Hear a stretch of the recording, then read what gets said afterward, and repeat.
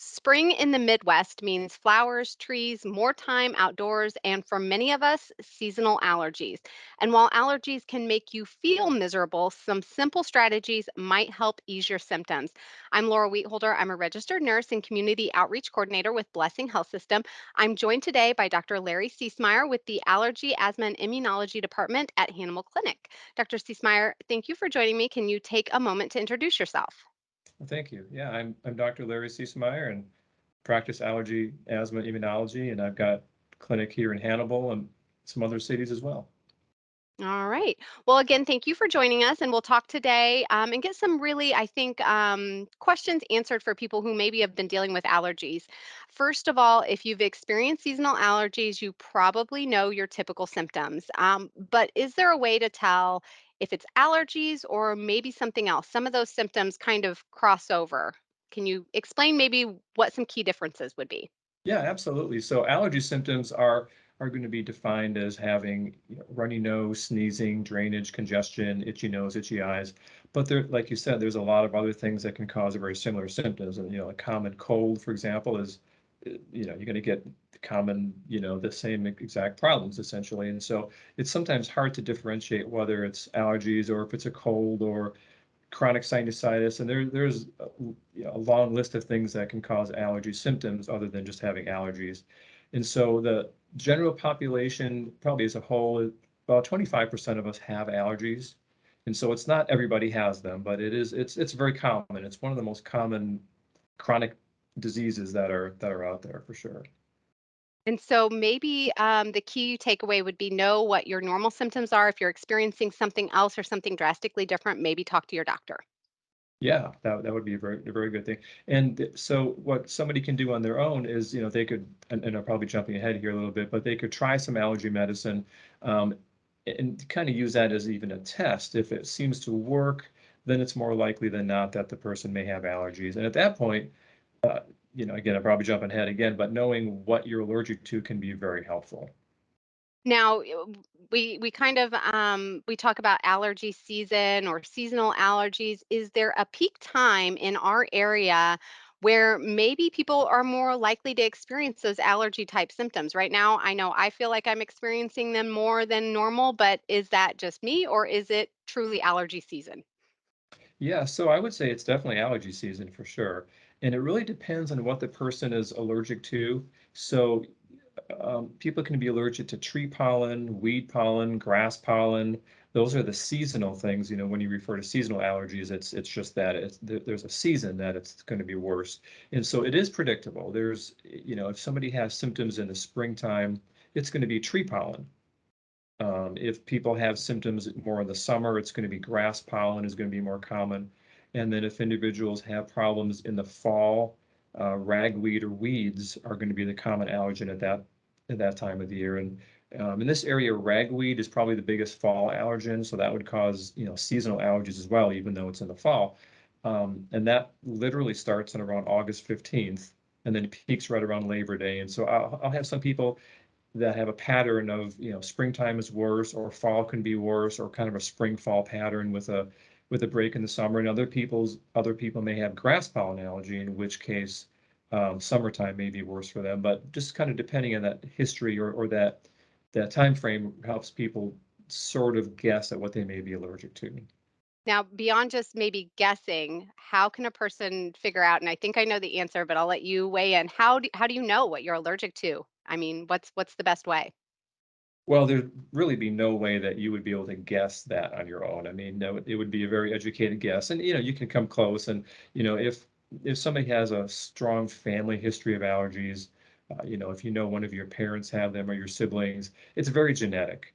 And again, not everybody has them, but it would definitely be the majority of people whose family members, parents have allergies, they would be more likely to have them. So under those circumstances, um, if you can predict you're having symptoms in the springtime, then again, you can kind of predict what it would be. And then there's also perennial allergies too, which is at least as common, if not more common, than seasonal allergies. In fact, I can probably count on one hand how many people just have seasonal allergies or just from pollen. Usually there's going to be indoor allergens present as well. And that's going to be, things that you're exposed to year round. It's going to be dust mites, mold, which is kind of indoor, outdoor both. And then the thing that people don't like hearing about is their pets. That's a whole other probably topic of conversation, but pet allergies are very common as well. And so it would be, I would say, kind of rare for somebody just to have tree pollen as their main allergen, or just ragweed. It's going to be usually a multiple allergens, multiplicity of things that are causing their symptoms.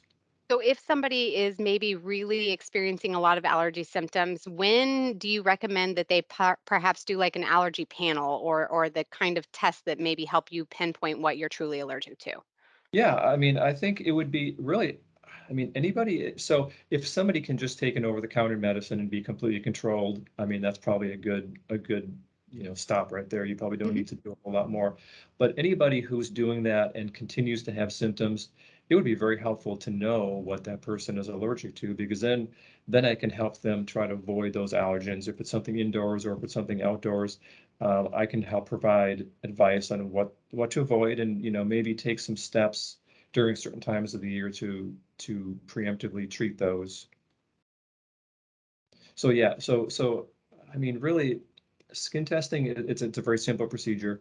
There's so for diagnosing allergies, beyond the history that I would do in people, there's a skin test, which is it's just it's very simple. Again, it's usually in the back. And then there's a blood test that can be done also. I rarely do the blood testing because it's not quite as accurate and it's usually much more expensive. But skin testing would help identify what the person's allergic to, down to specific trees and other indoor allergens. Talking about trying to maybe avoid some of those triggers, what about pollen counts? You can find that information online basically anywhere. Should people be paying attention to those numbers if they typically experience seasonal allergies? Should they be watching the pollen count? Um, I mean, is that important, do you think? Honestly, not necessarily. I think the best pollen counter would be to go look at your car and see if it has pollen. If you can write your name on your car, then it probably is a lot of pollen. Um, but so in order to get an accurate pollen count, there has to be a pollen counter. And it's a pretty complicated device, and there's little slides in it, and a scientist goes in there and takes out the slides and actually puts it under a microscope and counts what kinds of pollen are in there. And there's not many of those in the area. I mean, Missouri, or in the state of Missouri, St. Louis may have some, Kansas City, Springfield. I'm not even sure if Columbia has one, an actual pollen counter. So they're kind of guesstimates based on previous years and just what trees are pollinating at a certain time. So I mean, it's helpful just to know but again, if you had the knowledge that trees are pollinating in the springtime, which individual tree it is doesn't really matter. People will say, well, I'm going to go cut all the willow trees around my yard, but the tree pollen, for example, is going to travel for many miles, and so you really can't necessarily do anything about that. But again, having that knowledge is helpful. Sure. Now, there are, you kind of touched on it earlier a little bit, but there are a number of treatment options for people who are dealing with allergies, from over the counter medications to other remedies. What are some of the safest and most effective options for patients? Things that you might recommend they try first? Yeah, so I mean, I would say, just kind of as a blanket statement, that allergies are very treatable. I mean, it's not something that somebody should be suffering with. I mean, it's a very treatable disorder. It does cause a lot of other what we call comorbid issues. So asthma is related to allergies. One of the most common causes for children to have recurrent ear infections and require tubes in their ears is having uncontrolled allergies. I can go on and on. Food allergies are more common in people with these. So it is good to at least know if you have them. But in terms of treatment, most of the allergy medicine is actually over the counter. And so I would recommend that people choose them based on the symptoms that they're having. So there's antihistamines, which are allergy pills. Name brands of those would be Zyrtec, Claritin, Allegra, Xyzal. I tend to stay away from and not recommend the older sedating antihistamines. A lot of people will go to Benadryl and some of these, but I don't usually recommend those unless they want to sleep. It's a good sleeping medicine, but in terms of actually treating allergic symptoms, that's not going to be a very effective choice. So the newer second, third generation antihistamines are going to be much better. Um, and so, trying a Zyrtec, Claritin Allegro is going to be helpful. And that's going to be helpful for symptoms of runny nose, sneezing, itching. If somebody's having more congestion and drainage, then I would maybe recommend a nasal spray. And again, though most of those are over the counter, there are a couple of prescriptions, but generic or Flonase, Nasocords, those sorts of things are found over the counter as well. So, and it's kind of hard for people just to go to the shelf. And I mean, if you look at the aisle of the allergy medicines, there's 10,000 things there, and there's a reason for that. Mhm. It's because there's not one thing that treats all the symptoms. What about, and I've seen these before. What about like the neti pots, those things, the nasal do those work? Yeah, that's a good question. So there's a role for those. Um, I usually don't recommend those on a regular basis. There's some evidence that by putting um, saline, which is then going to be infected by the bacteria in your nose. By pushing that into your nose and sinuses, you could potentially be increasing your risk of sinus infections. And so, I mean, they can be helpful, but generally what I recommend to people is after exposure to something, like if somebody's mowing the lawn or they've been outside or they're camping over a weekend, just getting a little bottle of nasal saline, just like a saltwater spray, and spraying that in their nose and then blowing their nose. It's going to get rid of a lot of the pollen, mold, and things that may have collected in their nose. And really, even after public exposure, I mean, after this, the whole COVID phenomenon that we went through, after having exposure to people or being in a public place, using that afterwards can actually be helpful to eliminate some of the pathogens that are found in the nose and sinuses too. Now you touched on this a little bit before as well, but what about indoor allergens? Is there anything that people can do to maybe mitigate some of the things inside their home or their environments that might be triggering their allergies as well? Sure. So that would, again, it would be very helpful for the person to know what they're allergic to. So, for example, if it's dust mites, if that's one thing that would show up in the skin test, then I would recommend dust mite avoidance as much as that as possible. There's some specific pillowcases, mattress covers that can help people avoid those. Um, a lot of people don't like hearing this, but a 5-year-old pillow, 20% of its weight is dust mites. Oh, Yeah, ugh. how's that? No, That's no one super puts your gross. in that, yeah. I'm So trying to remember when I bought my pillow now. So yeah, so avoidance is definitely it's the first tier of treatment in treating allergies. So pets are a common one as well. That's a whole long conversation as well. But at least Yeah. trying to keep the pets out of the bedroom is a helpful starting place, I guess. So when is it time for someone to see a doctor, to someone to come and make an appointment with the allergy, asthma and immunology department? So I would recommend, again, if somebody's having symptoms that seem like it's allergies, the runny nose, sneezing, drainage congestion, itching, or any breathing issues, coughing even, that frequently goes along with it. If they've tried something over the counter and it's just not working and they're continuing to have the symptoms, then it's better to find out what they're allergic to, so we can talk about some avoidance things and maybe fine tune their medications, and then maybe even consider something called allergy shots.